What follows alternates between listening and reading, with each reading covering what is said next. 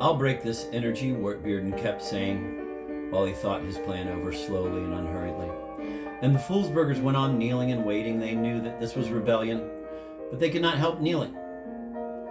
Lord, the things they mulled over all the while. They thought, if they start eating mustard now, what other vileness will they be forced to eat in the future?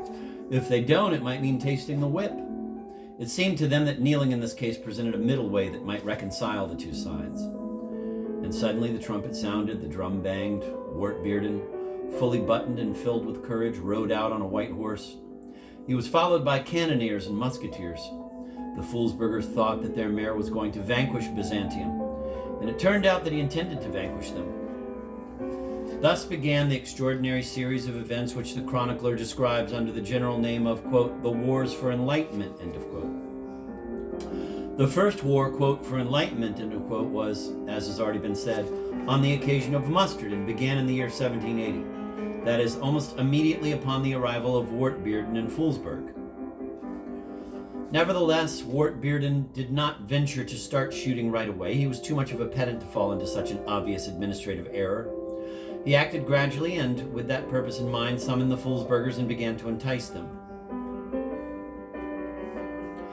In the speech he delivered on that occasion, he developed in great detail the question of accompaniment in general and mustard as accompaniment in particular, but either because his words presented more personal faith in the rightness of the cause than actual persuasion, or because he did not speak but shouted, as was his custom.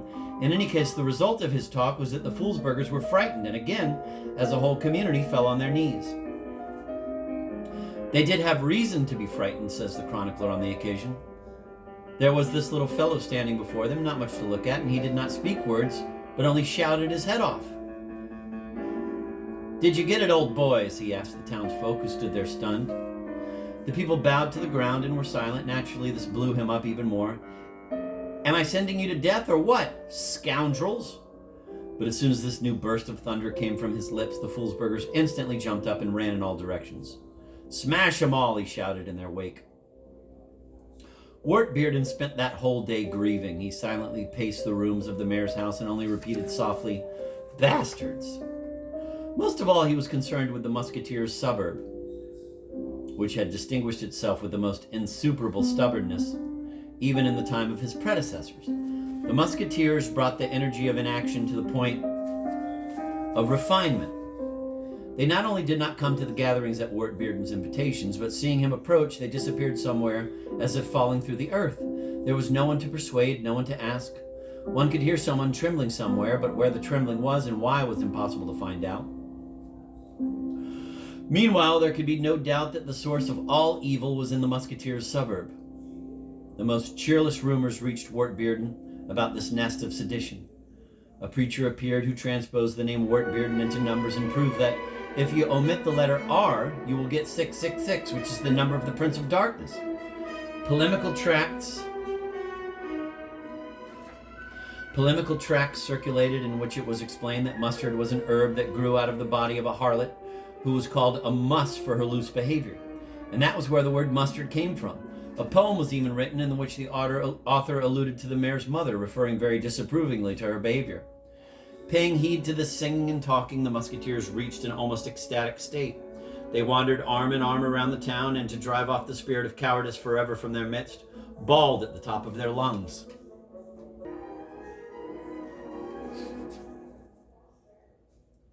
Wartbearden felt his heart filling drop by drop with bitterness. He did not eat or drink and only uttered foul words as if trying to cheer himself up.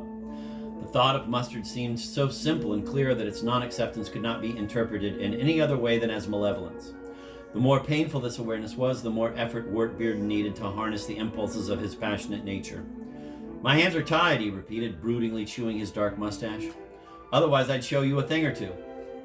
Yet he thought, not without reason, that the natural outcome of any collision was flogging.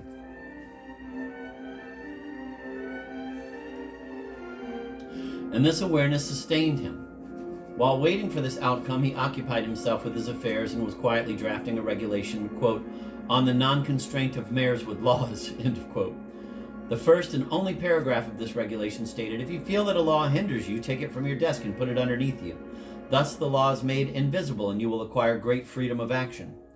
However, this regulation had not yet been confirmed, and consequently it was impossible to evade constraints.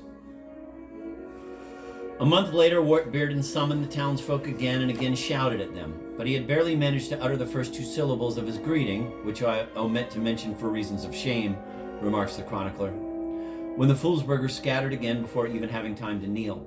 Only then did Wart Bearden decide to make use of real civilization. He set out on his campaign early in the morning and made it look as if this were a simple military parade. The morning was clear, fresh, slightly chilly. It was the middle of September. The sun played on the soldiers' casques and rifles. The roofs of the houses and the streets were covered by a light layer of hoarfrost. Stoves were burning everywhere, and merry flames could be seen through the windows of every house. Although the main goal of the campaign was the musketeers' suburb, Wart Bearden acted slyly. He did not go either straight ahead or to right or left, but began maneuvering. The Foolsburgers poured outside and encouraged the evolutions of the skillful leader with loud approvals. "Thank God, it seems he's forgotten about the mustard," they said, taking off their hats and piously crossing themselves in the direction of the belfry.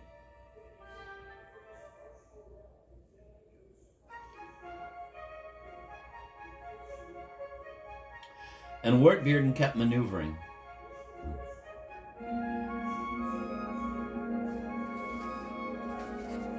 And around noon reached the Naughties, where he halted. The participants of the campaign all received a glass of vodka and were ordered to sing songs, and in the evening they took captive a town girl who happened to stray too far from the gates of her house.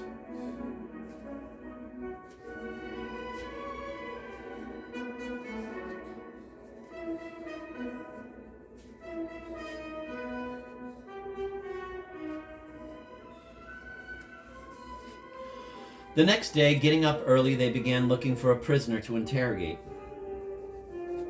They did it in earnest without batting an eye. They brought in some Jew and first wanted to hang him, but then remembered that that was not the idea and forgave him. The Jew testified under oath that they should first go to the dung settlement, then circle around the field until they came to the place called Dunca's Ravine, and from there, passing 3 checkpoints, follow their noses. That is what Wart Bearden did, but before his people had walked a quarter of a mile, they felt that they were lost. Nothing could be seen, neither land nor water nor sky. Wart Bearden sent for the treacherous Jew in order to hang him, but the tracks were already cold. Later it turned out that he had fled to Petersburg, where he instantly succeeded in obtaining a railroad concession. They spent quite a long time in broad daylight, and it was as if the people had some sort of darkening, because the dung settlement was obviously before their eyes, but no one saw it. Finally, a real evening darkness descended, and someone shouted, "Robbery!" It was some drunken soldier, but the people were confused, and thinking that the musketeers were coming, went into battle. They fought hard all night. They fought without seeing, at random. There were many wounded and many killed. Only when day broke did they see that they had been fighting against their own, and that the scene of this misunderstanding was right at the edge of the dung settlement. They decided to bury the fallen and set up a monument at the place of the battle, honoring the day it had taken place as the Day of the Born Blind, and in memory of it, to institute annual festivities with rollicking, singing, and dancing.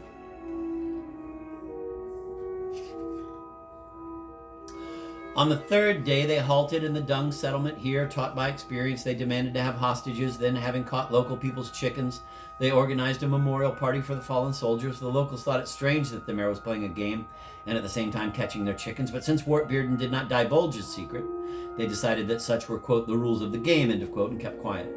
But when, after the memorial party, Wart Bearden ordered the soldiers to trample an outlying field of winter wheat, the people fell to thinking, "Can there really be such rules, brothers?" they said among themselves, but so softly that even Wart Bearden, who keenly followed the trends of thinking, did not hear anything. On the 4th day at dawn, they went to Dunca's Ravine, fearing to be late. Because the march was long and fatiguing, they walked for a long time and constantly asked the hostages, "How soon?" Great was the general amazement when suddenly, in the middle of an open field, the hostages cried out, "Here!" And well they might be amazed, there was no sign of any dwellings. The bare field stretched far and wide, and only in the distance was there a deep depression into which, according to legend, the girl Dunca once fell as she hurried, drunk, to an amorous tryst. "So where's the settlement?" Wart Bearden asked the hostages. "There isn't any settlement here," said the hostages. "There used to be one. There were settlements everywhere before, but the soldiers destroyed everything." Wart Bearden did not believe these words, and it was decided to flog the hostages until they showed where the settlement was. But strangely enough, the more they flogged, the weaker was the hope of finding the desired settlement.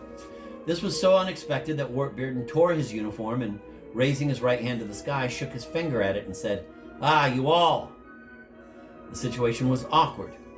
It was dark, cold, and damp, and wolves appeared in the field. In a fit of reasonableness, Wartbearden issued an order: "Don't sleep all night and tremble."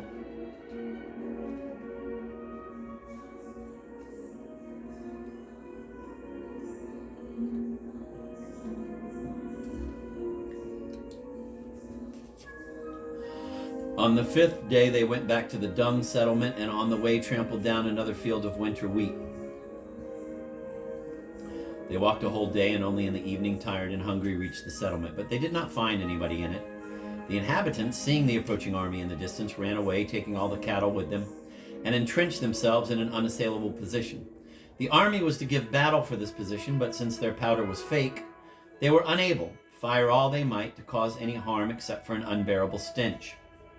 On the 6th day, Wartbearden wanted to continue the bombarding, but he noticed some treason. During the night, the hostages had been released and many real soldiers had been dismissed and replaced by 10 ones. When he asked why the hostages had been released, he was referred to a regulation which supposedly said, quote, "Hostages should be flogged, and once flogged, not kept for longer than 24 hours, but sent home for recovery," end of quote. Like it or not, Wartbearden had to agree that they had acted correctly, but then recalled his regulation, quote, "on the non-constraint of mayors with laws," end of quote, and wept bitterly.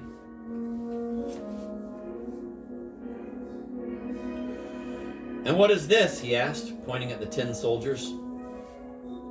"That's for ease, Your Honor," came the answer. "They don't ask for provisions, but they can march like anything." This, too, had to be accepted. Wartbearden withdrew into a cottage and held a military council with himself. He would have liked to punish the dung people for their impudence. But on the other hand, he recalled the siege of Troy, which lasted a whole 10 years, even though Achilles and Agamemnon were among the besiegers. It was not privations that he feared, not the separation from his dear spouse that distressed him, but that in the course of those 10 years, his absence from Foolsburg might be noticed, and that without any particular advantage for him. He also recalled on this occasion a lesson from history that upset him very much, quote, "Despite Menelaus' good nature," end of quote, the teacher of history had said, quote, "the Spartans had never been so happy as during the siege of Troy. For although many documents remained unsigned, instead many backs remained unflogged, and the latter privation amply rewarded them for the former," end of quote. On top of that, continuous autumn rains began to pour down, threatening to ruin communications and stop the delivery of provisions. "Why the devil didn't I go straight for the musketeers?" Wartbearden exclaimed ruefully, looking out the window at the puddles that were growing by the minute. "I'd have been there in half an hour." And for the first time he understood that in some cases too much wit is tantamount to witlessness. And the result of this awareness was the decision to retreat and form a reliable reserve out of the 10 soldiers. On the 7th day they set off at dawn, but since the road had become eroded overnight, the men proceeded with difficulty and the cannons sank into the yielding black soil. On the way they had to attack Whistling Winch Hill. At the command "charge," the front rows valiantly rushed ahead, but the 10 soldiers did not follow them. And since the features of their faces had merely been outlined, quote, "in haste," end of quote, and not that very distinctly, it seemed from a distance that the soldiers were smiling ironically. And there was only one step from irony to sedition.